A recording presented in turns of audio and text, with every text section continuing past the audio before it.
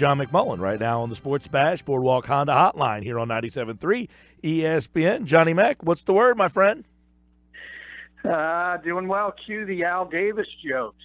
That's right. About the Oakland Raiders. Didn't last long. Worley cut and picked right back up. And, I mean, I guess that kind of gives you an indication that guy has talent, third-round pick, that the Raiders said, all right, you're on the streets. We'll give you a chance to present your case.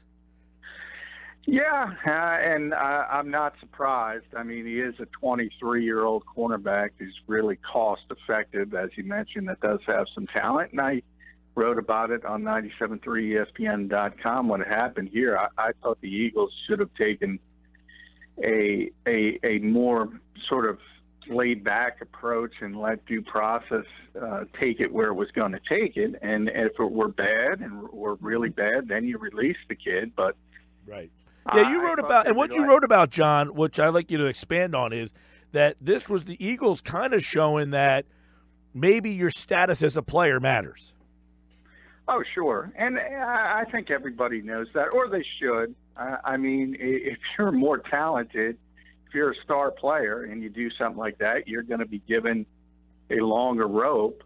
And if you're a back end of the roster guy, and that's what Worley was, you're not going to be given that same kind of rope. And we've seen it already here, the same offseason with Michael Bennett. Now, you can't conflate the issues, but you saw it in the past with Nigel Bradham getting into certain trouble, as opposed to, if you want to go back to Josh Huff. You can see the difference in somebody who's a meaningful part of the team. You're gonna wait, and you're gonna see how things shake out. And for the Eagles, it shook out very well with Nigel Bradham. It's probably going to be the same with Michael Bennett. From that standpoint, it's not going to hurt them. But yeah, I mean, there is a lot of hypocrisy in these types of instances. And if he was a better player, he'd still be here.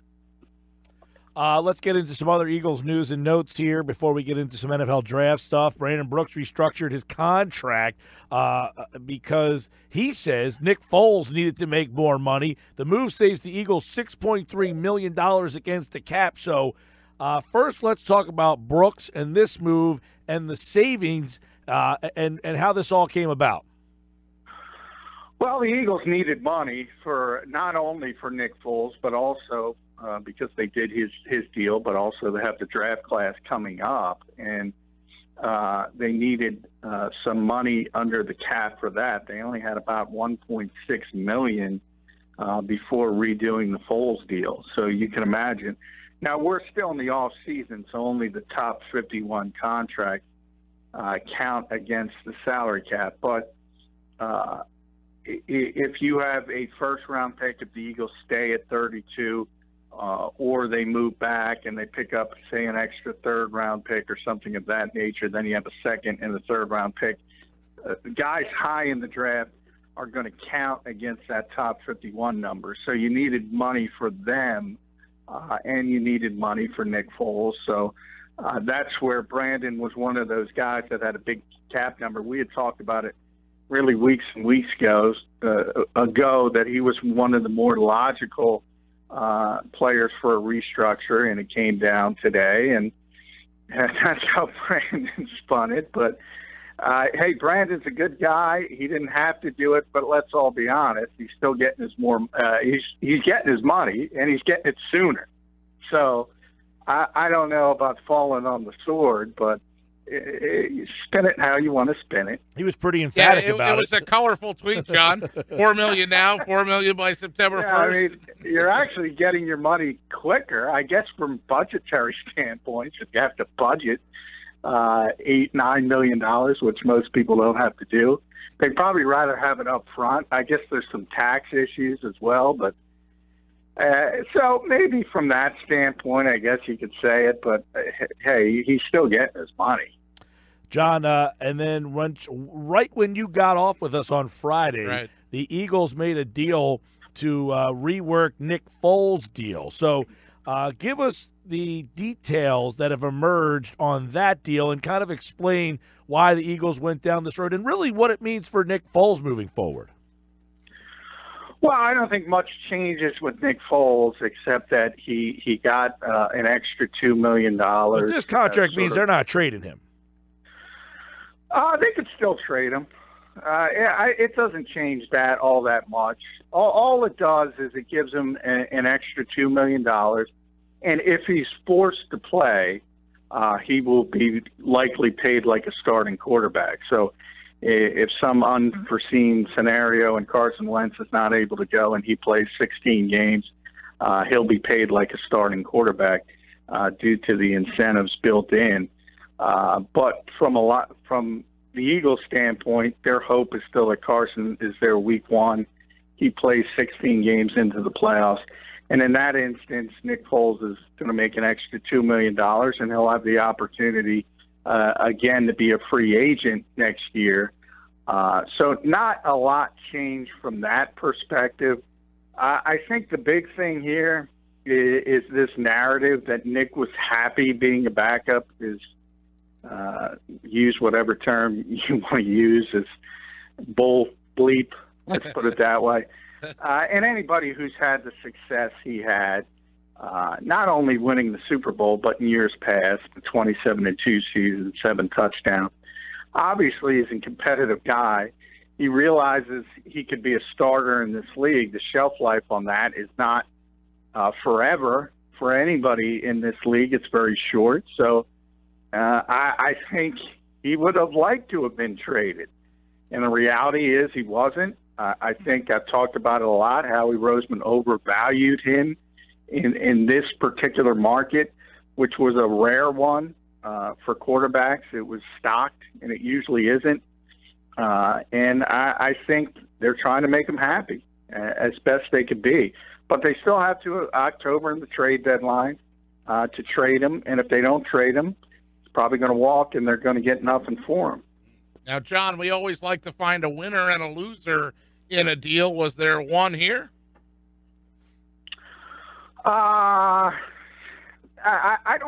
don't think Nick is happy, and so from that standpoint, see, here's what people don't understand. If the Eagles traded him, that's going to come with an extension wherever he was traded to, and he was going to be paid like a starting level quarterback in this league.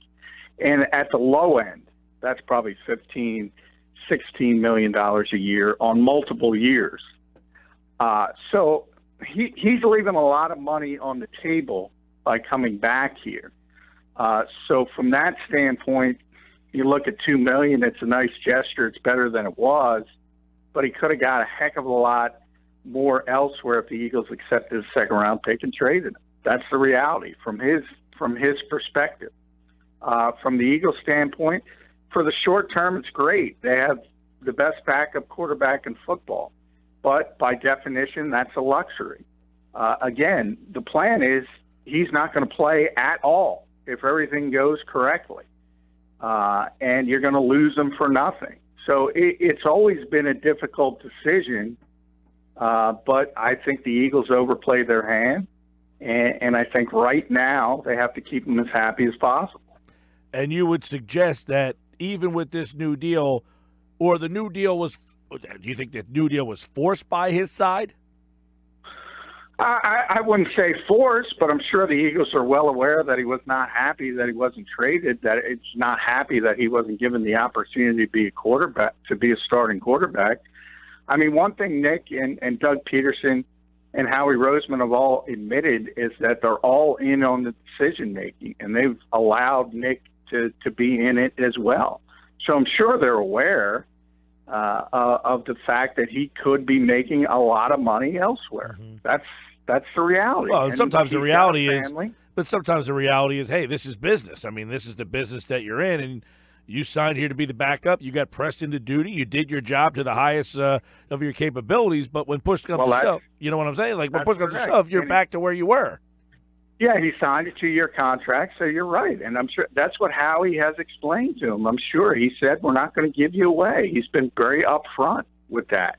But I'm just saying from the player's perspective, he understands that the way he played in the playoffs and obviously in the Super Bowl, just like the Eagles understood. And the reason they put the value so highly on him, his value was never going to be greater. And it's not going to be greater unless he's forced into action again and he plays at a high level again. Huh. If he's forced to sit the entire season on the bench, as I said, the plan is, the value is not going to be as much. I think somebody would view him as a starter, but it's not going to be as high as it was this year. So it's a situation where you're right. He's a professional. He signed the contract. And by the way, that's the part that's good for the Eagles. He is a professional, and he is a class act, and he is going to give it his all. But he would prefer to be a starting quarterback. Yeah, John, that was going to be my question right at the end there. You kind of took it away a little bit, but you say that you think he's not happy. Do you think he'll ever vocalize that anyway, or is that something that he just swallows his pride and says, I signed it and this is what I get? No, yeah, I think it's the latter there. That's exactly what he's going to say. He's going to say, I did sign it. It's his job, as Mike said, and he'll do it to the best of his ability. But I think he was hopeful, as the Eagles were hopeful, that they could work out a trade that was desirable to both sides and made both sides happy. Didn't work out that way, at least yet. John McMullen at JF McMullen. Former Eagle president Joe Banner had said that, quote, I think this is mostly a gesture to Foles. He told Gio Capadia of The Athletic. So he gets $2 million. He gets incentives in case he finds himself being the guy again, and they have some success. He has some upside, which is a nice gesture by the Eagles and probably the fair thing to do. It shouldn't impact his trade ability because he can void the second year because they did add a mutual option, right? Yeah, it's a mutual option. So basically, from the Eagles' standpoint, he's going to be paid $20 million next year, and obviously that's not tenable if Carson Wentz is still around. So their side of the option is not even realistic. And from Nick's side, he would have to pay back the $2 million to get to free agency. And if he gets to free agency as a starting quarterback, as I said, the low end of that is $15 million a year. So, and that's on multiple years. So the $2 million ends up being a pittance. So it's really not.